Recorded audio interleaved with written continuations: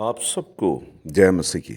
आज फिर से इस सुबह की वक्त वचन के साथ आप तक पहुंचने के लिए प्रभु ने मदद किया। मैं प्रभु का धन्यवाद करता हूं।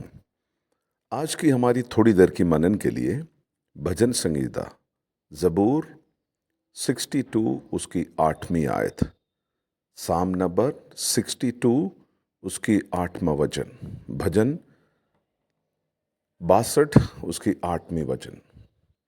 इसके अंदर हम इस प्रकार पढ़ते हैं, है यहोवा के लोगों उससे प्रार्थना करो, उससे दुआ करो और उससे अपना दिल खोल के सुनाओ, बताओ। और वो दृढ़ शरण स्थान है।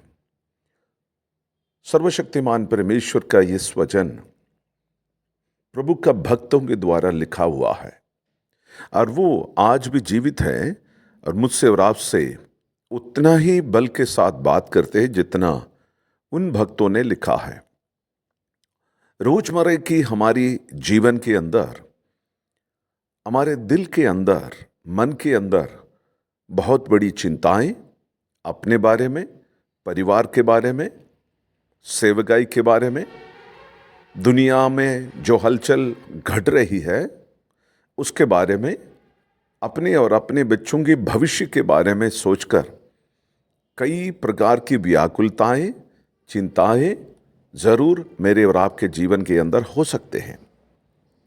इससे लेकर मैं इस प्रकार समझता हूं, आजकल के संदर्भ में सबसे ज्यादा बीमारी किस प्रकार का बीमारी को लेकर है। मैं इस संदर्भ में बात कर रहा हूं राजनीतिक तरफ से, वातावरण की तरफ से, पारिवारिक और व्यक्तिगत जीवन के तरीके से। दुनिया के लोगों के अंदर सबसे ज्यादा टेंशन वाली, तनाव में रखने वाली जमाने में हम लोग जी रहे हैं। अगर आप टेक्नोलॉजिकली भी समझें, अगर ऑफिस में आप काम करते हो या प्रभु की सेवकाई में लगे हो, किसी भी प्रकार से आप देखा जाए, हर व्यक्ति के अंदर कुछ न कुछ तनाव है और टेंशन है। नॉर्मली हम बीमार होते हैं शारीरिक तरफ से, दूसरा हम हो सकता है आत्मिक तरफ से। ये दिख जाता है। और शारीरिक तरफ से कोई बीमार है, उस व्यक्ति डॉक्टर के पास जाकर कोई भी प्रकार की मेडिसिन लेकर, चाहे वो अंग्रेजी हो, चाहे वो देशी हो, चाहे वो एलोपैथी हो, चाहे वो आयुर्वेदिक हो, होम्योपैथी हो, लेकर वो ठीक हो सकता है। अगर वो आत्मिक बीमारी से जूझ रहा है, प्रार्थना करके, प्रभु की अभिषिक्तों से खुद या उपवास की प्रार्थना लेकर वो ठीक हो सकता है।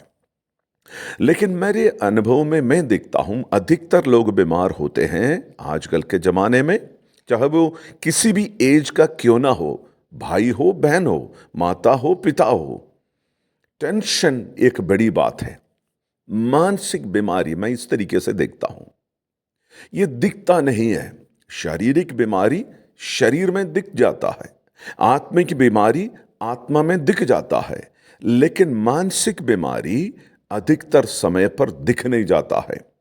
एटीट्यूड बदल जाता है, चिड़चिड़ापन और गुस्सा बढ़ जाती है।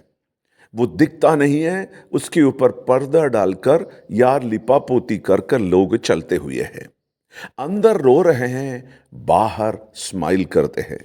अंदर रो रहे हैं और बाहर आप डांस करते हो।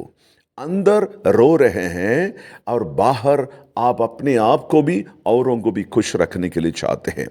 ऐसे में इस वचन आपके लिए और मेरे लिए ये एक बहुत ही उम्दा वचन है। यहां पर कहते हैं कि अपने दिल खोलकर स्वर्गीय बाप को, स्वर्गीय पिता को अपनी हाल सुनाए।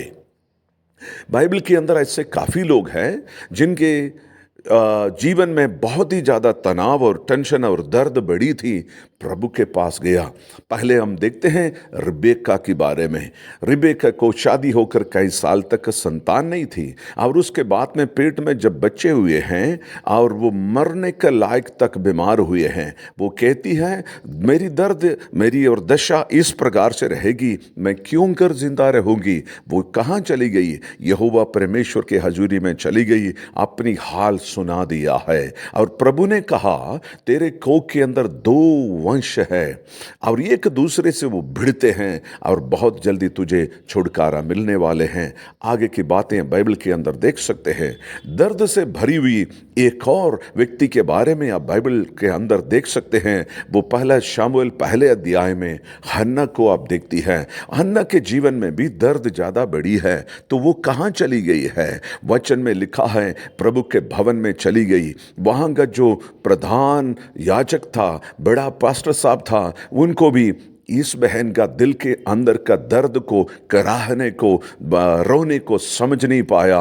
उसने उल्टा समझ लिया ये पी रखी है। आपके और मेरे हालात को समझने वाला पास्टर नहीं हो सकता, पति पत्नी नहीं हो सकते, भाई बहन नहीं हो सकते। कभी कभी खुद भी मैनेज करना मुश्किल हो जाएंगे। मैं आपसे कहने के लिए चाहता हूं, आज का वचन के अनुसार अपने स्वर्गीय पिता के पास, प्रभु परमेश्वर के पास आप चली जाइए। स्वर्ग का परमेश्वर का अपना दिल का हाल को सुना दीजिए।